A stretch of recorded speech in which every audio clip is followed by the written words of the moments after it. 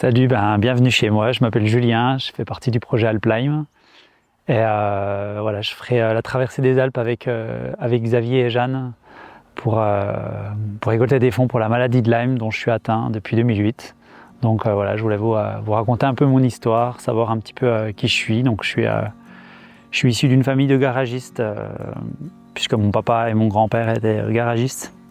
Toute la famille a baigné autour de l'automobile. Et puis c'est tout naturellement que j'ai suivi un peu le cursus familial. Et j'ai assez vite baigné dans le sport automobile parce qu'il y avait étroitement le lien avec le métier de mécanicien. J'ai fait du sport automobile assez rapidement, avec du karting, de la voiture après. C'est ma toute première combinaison de sport auto, toute vieille. Et puis après, là, on a les dernières combinaisons quand j'étais officiel chez Peugeot. Ça c'est la combinaison, ça c'est la toute dernière, c'est la combinaison que j'étais en Australie. Mon premier casque de sport automobile, donc tu vois, il est vieux. Après j'ai eu ce casque-là quand je courais en France, et en France et en Allemagne, c'était mon casque. Celui-là il a fait les 24 heures du Nürburgring aussi.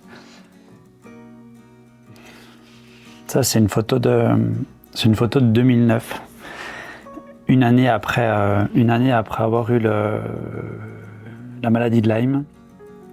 Donc voilà, j'ai chopé ça en 2008 sans réellement trop connaître ce que c'était. J'ai eu mon traitement classique antibiotique qu'on m'a donné à l'époque. Alors on n'avait pas trop de recul là-dessus parce que, même moi le premier, je parlais de Lyme, ok, t'as un traitement, tu prends ton traitement, t'écoutes ce qu'on te dit, ce que les médecins te disent. Et puis moi, pour le coup, à cette période de ma vie, je suis vite passé à autre chose en me disant j'ai eu ça, mais comme une grippe, quoi. Voilà, on passe à autre chose, quoi. Et ça, c'était juste un an après.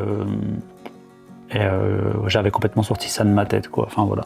Ce chapitre entre guillemets sport automobile, il fait partie de ma vie parce que voilà, je suis comme je l'ai dit, je suis né là-dedans, et puis le sport automobile a bercé une partie de ma jeunesse.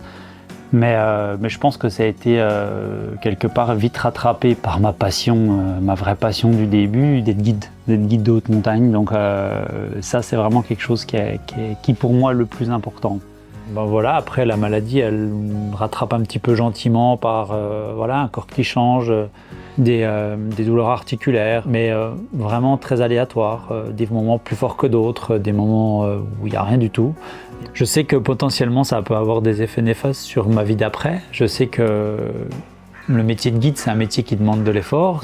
Je sais que ça peut avoir des effets néfastes, mais en tout cas ce risque-là, je le prends parce que tout simplement, l'envie est bien plus supérieure à la maladie, et j'ai qu'une seule vie, donc je veux la vivre au maximum, je veux prendre tout ce que j'ai à prendre.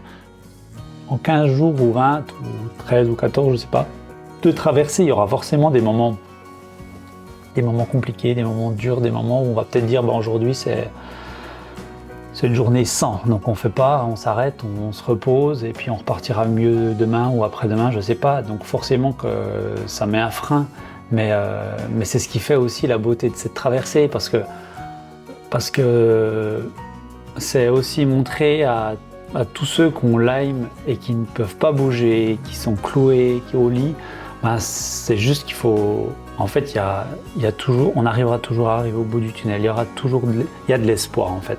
C'est un long chemin, mais par contre, si on a le mental et si on y croit, on a déjà fait un beau boulot. Et après, on peut le faire.